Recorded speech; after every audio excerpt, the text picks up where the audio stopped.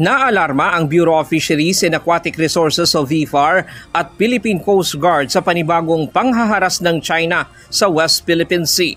Kahapon January 24, papunta ng Sandy Cay ang mga barko ng BFAR na BRP Datu Pagbuwaya at BRP Datu Bangkao kasama ang PCG. Magsasagawa sana sila ng marine scientific research at kukuha sana ng sample sa lugar.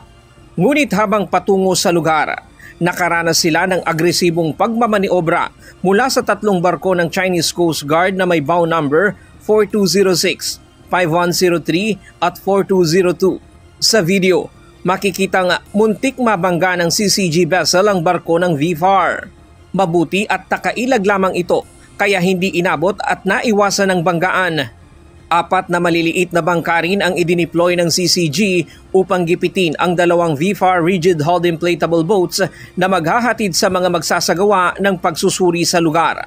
Bukod sa mga barko at maliliit na bangka, isang People's Liberation Army Navy o plan helicopter na na-identify sa pamamagitan ng tail number 24 ang umikot at nag-hover sa isang hindi ligtas na altitude sa itaas ng BFAR rib na lumikha ng mga mapanganib na kondisyon.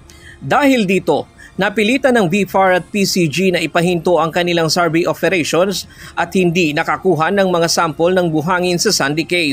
Kinundi na ng PCG ang tahasang paglabag ng China sa Convention on the International Regulations for Preventing Collisions at Sea o 1972 COLREGS na naglagay sa panganib sa buhay ng mga tauhan ng BFAR at PCG na nagsasagawa lamang ng lehitimong marine scientific research sa mga sandbars malapit sa Pag-asa Island na nasa exclusive economic zone ng Pilipinas.